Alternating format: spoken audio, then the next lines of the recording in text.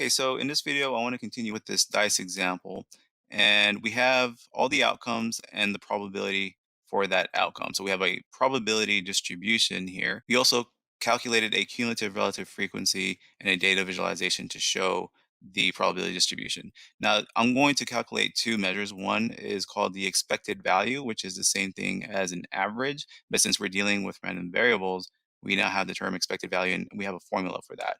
And then there's the variance and formula, and we can square root the variance and get the standard deviation for this probability distribution that we have.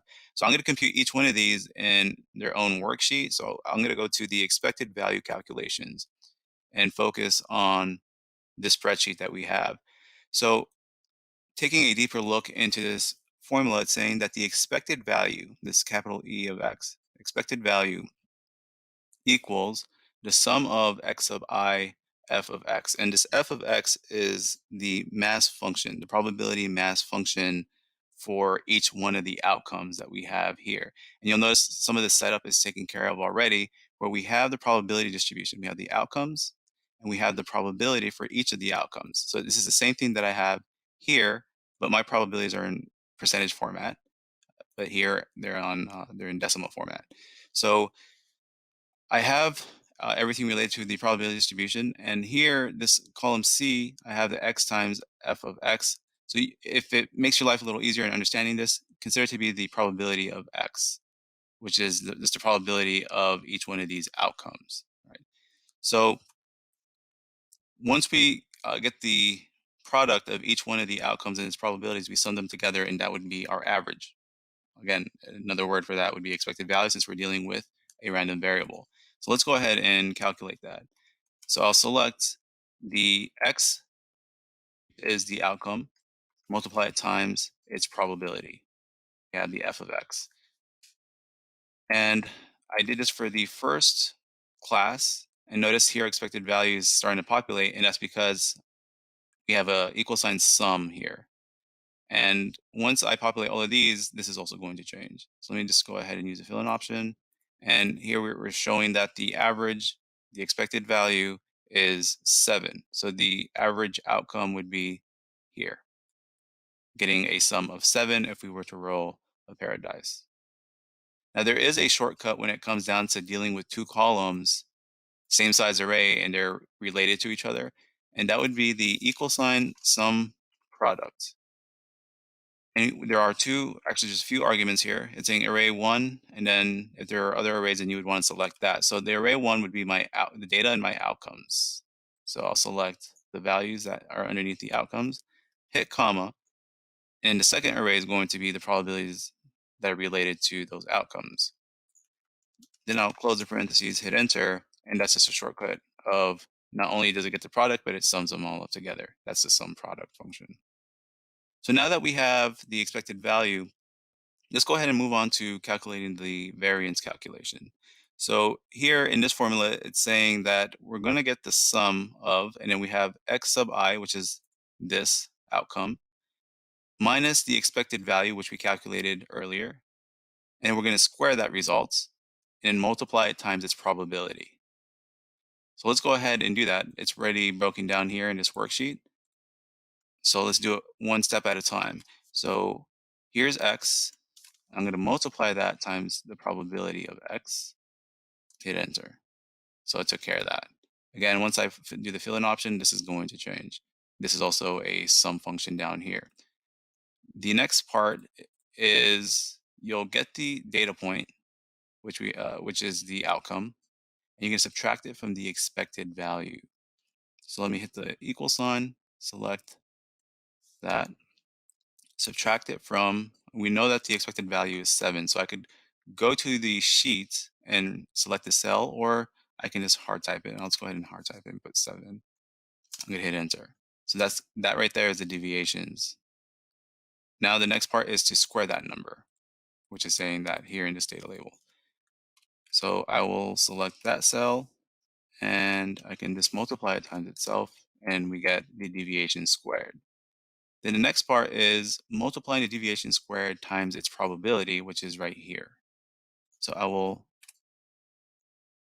go ahead and select this value and multiply it times its probability. Hit enter, right?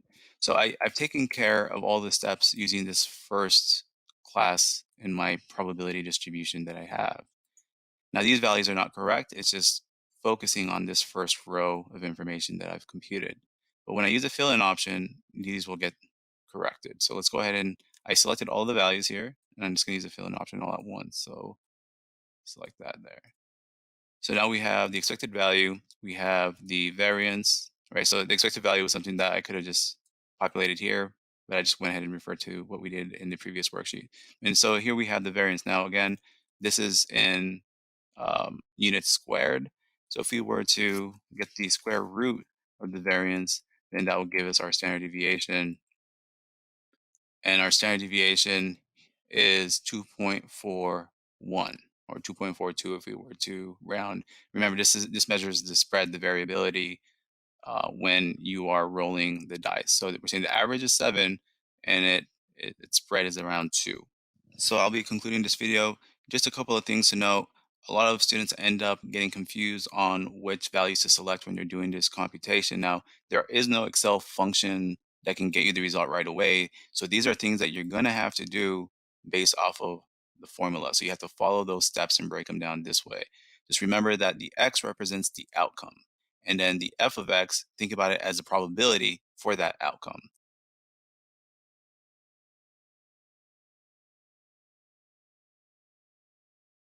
Okay, so we're going to be talking about binomial probability distributions, and I have an example here related to telemarketing. And it says, suppose that we call 10 customers, each of which has a probability of 20% of making a purchase. So this P equals zero point 0.2 is 20% of making a purchase. Among the 10 customers, what is the probability that, and then we have A, B, C, and D. So the first one saying the probability that 3 people will make a purchase. Now I have on the right-hand side in this gray box some characteristics related to a binomial distribution. So here, this first bullet point says that n is the fixed number of observations or trials. So n represents the 10 customers that we have here. So in this experiment that we're dealing with 10 observations or 10 trials, 10 customers. Then the next bullet point says each observation or trial is independent. So if you notice here, it says each of which has a probability of 20% making a purchase. So each observation that we have here, so each customer has a 20% chance of making a purchase. So this is what this characteristic means here. The third bullet point says the probability of success is the same for each outcome.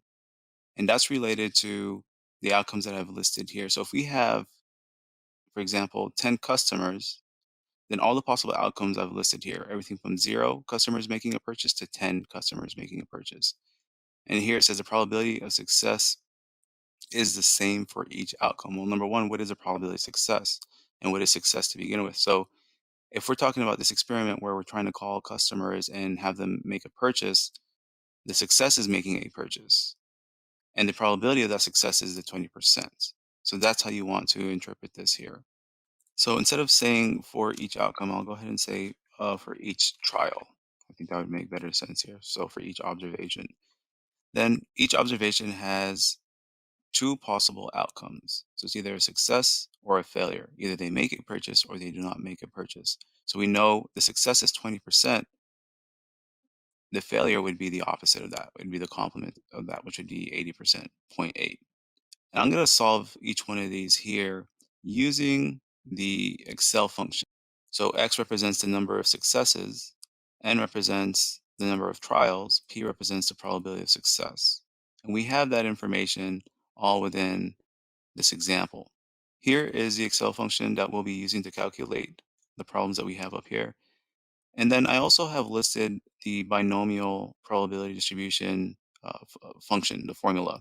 And it's quite complex if you were to do this manually, but I want to just provide it here just to show you what's going on in the back end. And this is not something that you would need to worry about computing manually. So here, to get the mass function for a binomial probability problem, it's saying that you need to get the combination of n and x. So n in our case would be 10, x would be depending on what we're trying to solve for part A, B, C, and D. Then once you get the combination value, then you will have to multiply that number that you get times some of the information here. So P is a probability of success, and you're gonna have to get the power of X, which represents the number of successes. And again, that's all part of the problems here that we haven't yet discussed, which is part A, B, C, and D. And then you're going to get the complement of 1 minus the probability of success and raise it to n minus x. N is the number of trials, x is the number of successes. So when you're dealing with a problem such as part A, here we're saying among 10 customers, what is the probability that 3 people will make a purchase?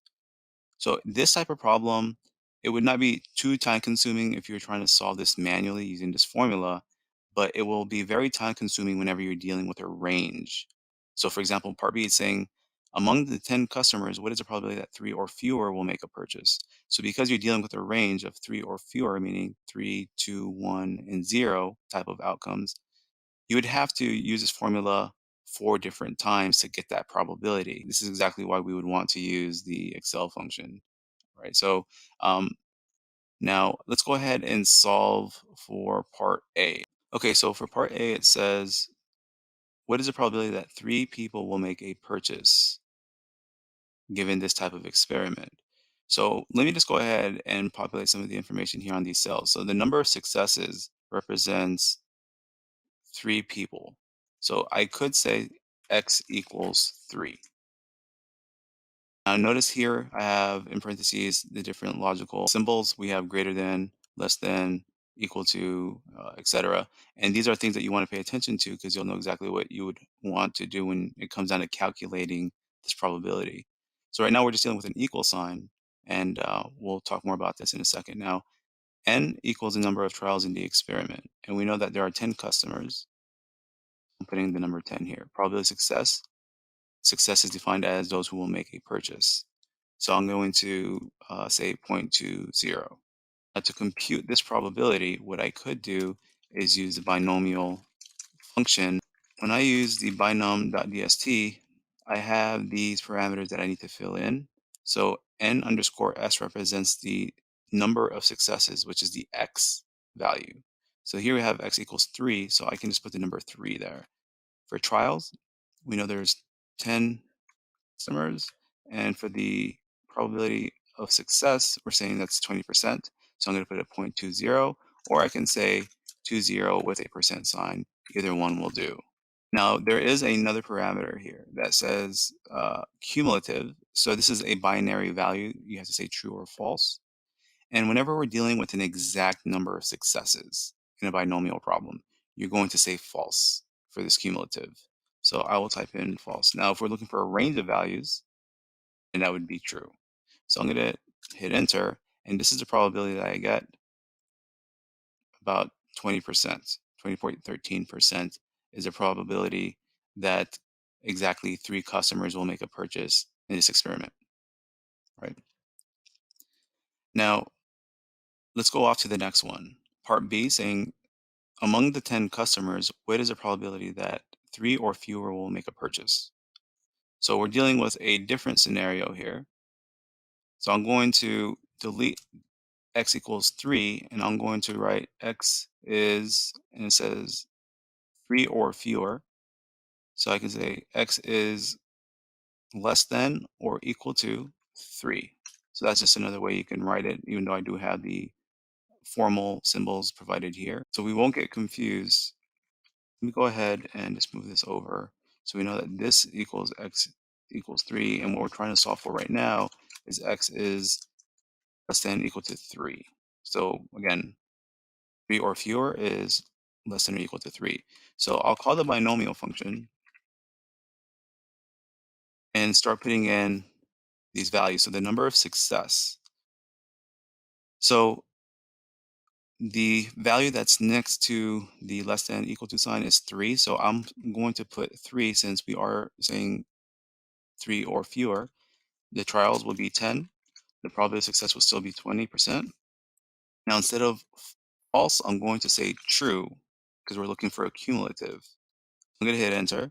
And this is a probability that 3 or fewer customers will make a purchase if they were called.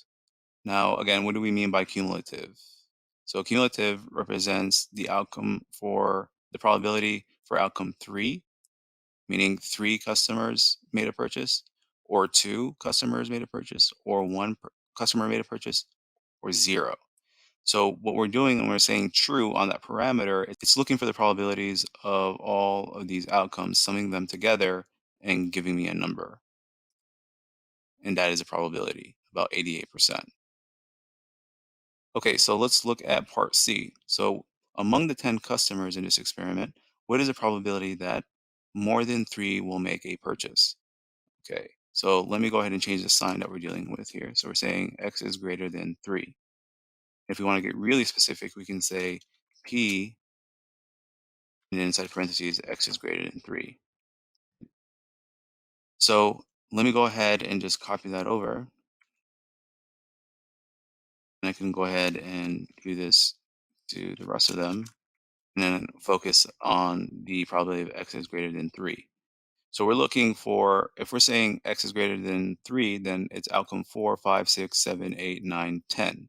And it's only up to 10 because we're dealing with 10 customers. Now, to do this, this is a little bit tricky because the cumulative is usually calculated when you're dealing with um, that particular outcome and anything that's less than that.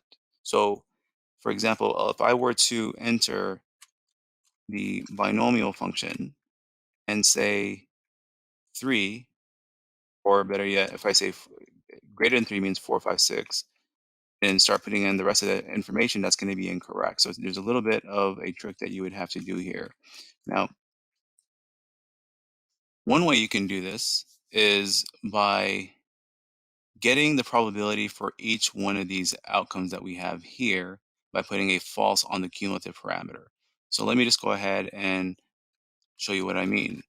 So for the number of success, and I select 0, number of trials is 10, probability of success is 20%, and I say false, this gives me the probability of exactly 0 customers not making a purchase in this experiment.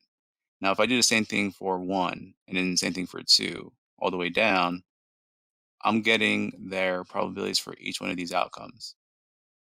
Now, because I am interested in, say in let's see, part C, we're saying more than 3 will make a purchase. Well, what is more than 3? More than 3 would be everything that I'm highlighting here. So let me go ahead and do the sum of probability for 4, 5, 6, all the way down to 10, and this would be the probability. Now, there is another way to do this, and it's a little bit tricky. So if I were to say 1 minus the binomial function, and I put in the information here, but I'm using the complement rule. So 1 minus, if we're looking for greater than 3, what's not greater than 3? Well, that would be the outcome of 3, 2, 1, and 0. So I'm going to put the value 3 here. And for the number of trials, we know it's 10 customers. Success is 20%. And I'm going to say true. I'm getting a cumulative. What this is doing right here, the second part after the subtraction sign, it's going off and looking at the outcomes, the probabilities for outcomes 3, 2, 1, and 0. So it's looking for all of those. It's going to add them all up together. It's getting the cumulative. And then we're going to do 1 minus the cumulative. And that's what this function is doing right here to look for x is greater than 3. So notice that when I hit enter, I do get the same result. So different ways of achieving this probability when you're dealing with a more than sign. Now, careful with how it's written, because if it says, say something like the probability of x is greater than or equal to 3, then in this case, you would not put 3 in that first parameter. You would have to put 2, because the complement of that would be 2, 1, and 0. Okay, so hopefully that makes sense when it comes down to problem C. Now, problem D is saying less than 3 will make a purchase. So let me go ahead and say here, we're looking for the probability that x is less than 3 customers who will make a purchase. I'm going to paste that here and type in the binomial function. So less than 3 is 2, 1, and 0.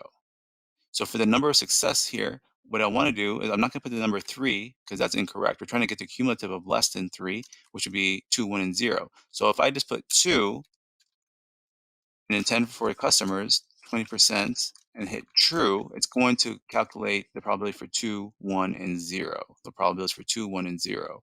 So I'm going to hit enter, and this is the probability that we get.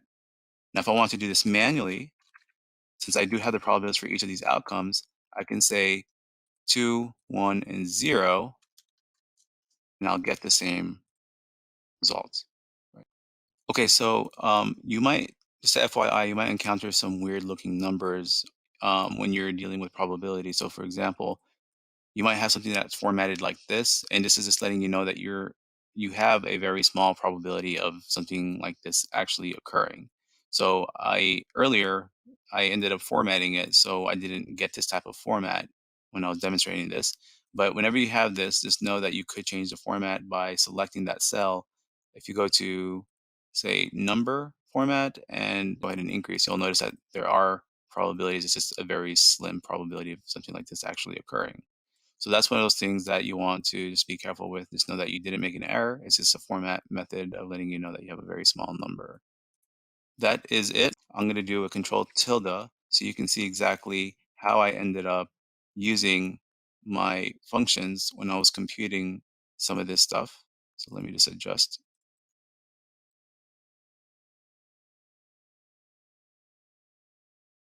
So we're going to be talking about a Poisson distribution, which is another discrete probability distribution. In the previous video, I talked about the binomial distribution, which is also part of a discrete probability distribution. So we have an example related to Subway. So it says here, so suppose that on average, the number of customers arriving at Subway during lunch hour is 12 customers per hour. And we want to find different probabilities. So what is the probability that exactly 5 customers will arrive during this hour? Less than 5 customers will arrive during the hour, 5 or fewer customers will arrive during the hour, and so on. So let's take a look at some of the Poisson distribution characteristics. Here it says each occurrence is independent of other occurrences. So each individual that's going in there is independent of the other person going in there.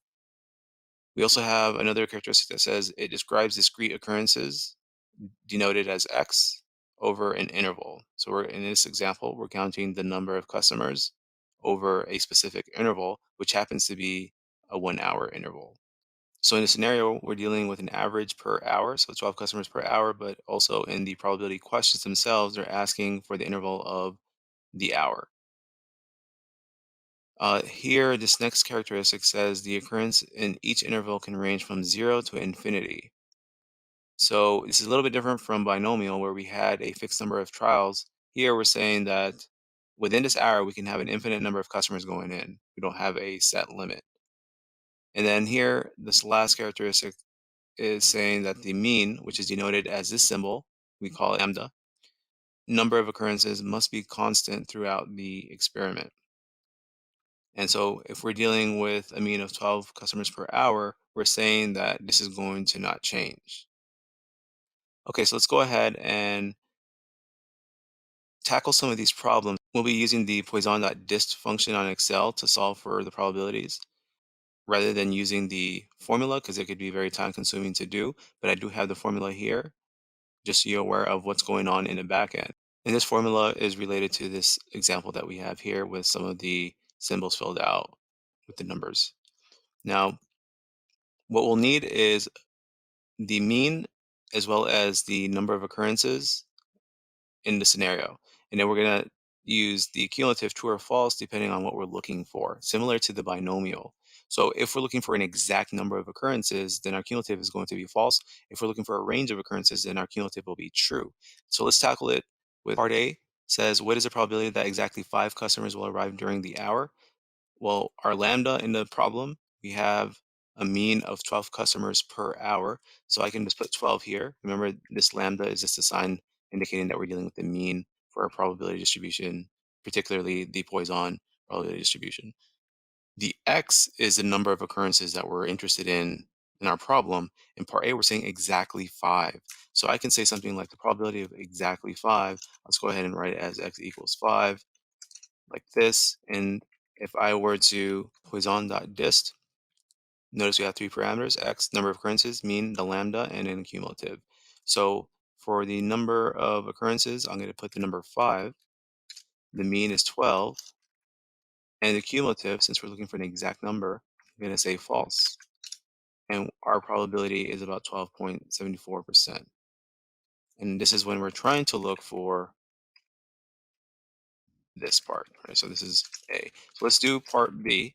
And for part B, we're saying less than, what is probably that less than 5 customers will arrive during the hour. So let's go ahead and do that. So less than 5 customers. So I'll call the function. And now for X, I'm not going to put 5 because less than 5 means what? It means if we're looking at this, assuming that X represents the number of customers, less than 5 customers is 4, 3, 2, 1, and 0 outcomes. So I will go ahead and put the number 4 with the mean of 12. And I'm going to say true now that we're looking at a range, less than, not exactly 5. And this would be my probability.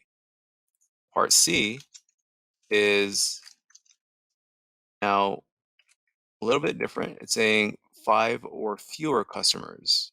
So that means we have to put an equal sign here. And when we're trying to solve for that probability, we will say 5, because we need to include 5, 4, 3, 2, 1, and 0 outcomes with a mean of 12 customers per hour. And I'm going to say true. Now I have that probability. And then, excuse all the typos, part D is saying the probability that we're looking for more than 5. Now, for more than 5, what we could do is figure out what the cumulative is for 5, 4, 3, 2, 1, 0, and then subtract 1 from that amount, and that will give us that probability. So, for example, the complement of this, it would be 5, 4, 3, 2, 1, 0, which would be this number that we have here. So if we were to say 1 minus that probability, then the probability that more than 5 people will arrive within that hour is that amount. So we can validate this to see if I'm correct. So let me do this. I'll say Poisson, but before I call that function, I'm going to say 1 minus Poisson.DIST. And I want to look for 5, the mean is 12, and I will say true. So I'm getting the complement. Once it gets a cumulative probability for this, I'll hit enter and I get that same result. Now we cannot figure out the exact probabilities for each of these outcomes and sum up everything that is more than 5 because one of the characteristics says that there is an infinite number of occurrences. Now, you might encounter a problem where they ask about a different interval in the problem. So let's say instead of exactly 5 customers will arrive within the hour, let's say exactly 5 customers will arrive in 30 minutes. So in this case, what you would have to do is adjust accordingly. So if we're saying 12 customers per hour, then we can just divide that and say 6 every 30 minutes. And then that lambda will no longer be 12, it would be 6, and we would solve that way. Now, there will be times where you would want to compute the probability for each one of these outcomes. So, for example, you want to get the probability for exactly 0 people would arrive within the hour, or exactly 1 person would arrive within the hour, and so on. You could do this by creating a probability distribution using the Poisson.DIST for X. This put the outcome. The mean we know is 12, and the cumulative, I'm just going to say false because I'm just looking for just the exact probability of outcome 0. And I can do this for each one of these all the way down. Now it's infinite, so I can go as much as I want to down, but I'm just going to end it at 16 for demonstration purposes. And remember, this means this is a really big number. So in terms of decimal points, we can adjust for that by going to the number format and increase our decimals. And you'll notice here that it's practically 0. It should make sense because according to this experiment that we're dealing with here in this example, we're saying 12 customers per hour. As we increase in our outcomes, we also increase our probabilities. So notice here 12, we start to increase around 11.4% and so on. So as we increase even more, so if we go into like 20, if we had the value of 20, then it'd start to go into 0 type of probability. So we can actually graph this out so we can see how the distribution looks like. So let me see if I can do that. Let me just increase this a little bit. I'm going to go all the way down to, let's say, 25. and I will select all of this, go to insert, and I'll do recommended charts. Like I have different options here. I'll go ahead and select this one, press OK. And this is what the distribution looks like. This is my probability distribution. So as we get towards the center of our distribution, we have a higher probability of it occurring. So 12 customers, we said is the average. Notice that 12 customers up here has a higher percent. So as you increase or as you decrease, so does the probability.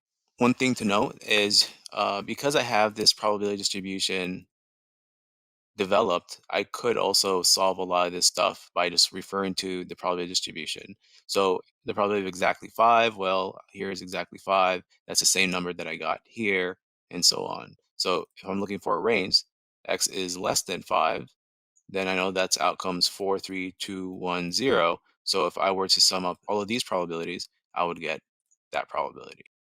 I'm going to go ahead and press the control tilde just so you can see the formulas that I'm using on the back end.